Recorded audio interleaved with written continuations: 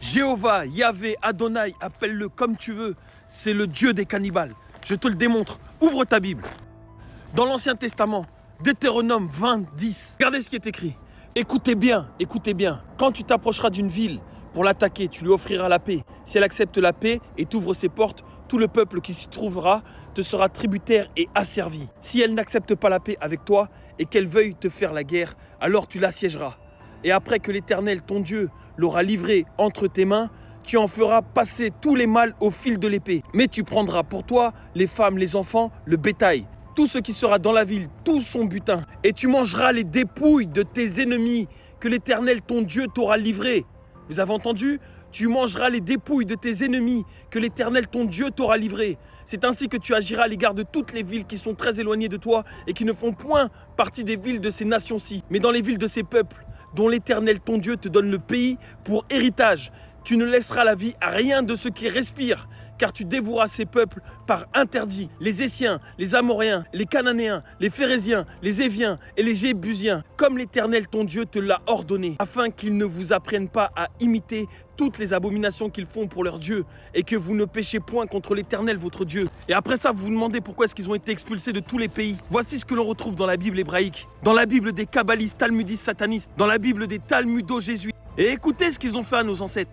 En 2014, un chercheur du nom de Vincent Woodard a révélé une vérité choquante dans son livre. En fait, il a fouillé dans des archives et analysé les témoignages d'anciens esclaves pour découvrir un truc tout juste dégueulasse. Les corps des esclaves noirs étaient parfois mangés par les colons. Pendant longtemps, on a cru que les récits de cannibalisme étaient exagérés, mais en regardant les documents de plus près, on trouve des trucs flippants. Des esclaves racontent que la peau était utilisée pour fabriquer des chaussures et des sacs à main, que les cheveux servaient à rembourrer des matelas. Certains maîtres faisaient même manger aux esclaves des morceaux de leurs propres compagnons comme punition. L'histoire de Nat Turner, un esclave qui s'est rebellé en 1831, en est un exemple révélateur parce qu'après son exécution, sa chair a été transformée en graisse médicinale, c'est-à-dire à quel point cette folie allait loin.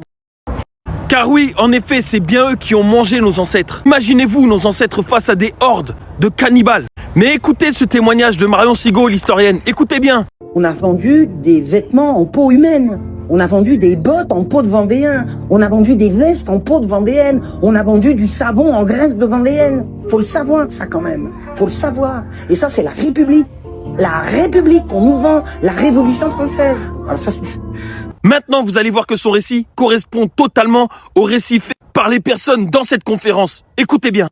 Pour que la République s'installe durablement, il a fallu casser l'Église catholique. Et on l'a fait, on a nationalisé. Et je parle même pas des violences commises pendant la période vendéenne où il y a eu quand même 300 000 morts dans l'ouest de la France où on attachait les curés et les nonnes nus et pour les jeter dans la Loire. On exécutait les bébés. Il faut lire les rapports du général Turreau qui raconte comment on a maté les cathos de l'ouest de la France.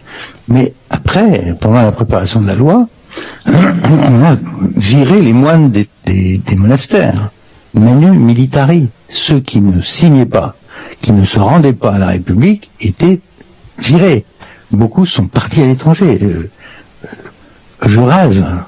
Mais aujourd'hui, on est confronté à un problème colossal d'islamisation de la France. J'attends de voir ce que la République est capable de faire.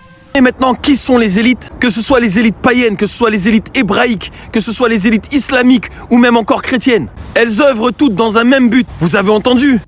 Comment devrait réagir la République? S'ils réagissent comme ils ont réagi en 1789, 1793 et j'en passe, attendez-vous à finir dans leurs assiettes. Donc à toi humanité qui m'écoute, like, commente et partage. Partage à tous tes contacts, partage à un maximum de personnes. Ce n'est plus l'heure de tergiverser. On est face à des cannibales. Demain, mardi 23 décembre, à 21h, je vous fais un live, je vous dis absolument tout. Depuis la malédiction de Noé qui nous a conduits à voir nos ancêtres se faire manger par les leurs, en passant par leurs fausses révolutions qui leur ont permis de faire de nous leur garde-manger, jusqu'à leur plan final qui va bientôt débuter et dont le but est de nous exterminer. Et je préviens tout de suite TikTok, ce n'est pas une fiction, je vous ai apporté toutes les preuves. Donc ça sert strictement à rien de striker la vidéo. Au moins pour une fois, faites tourner la vérité. À bon entendeur. Источник зла это Бог, не сатана. В иудаизме сатана – это и есть Бог.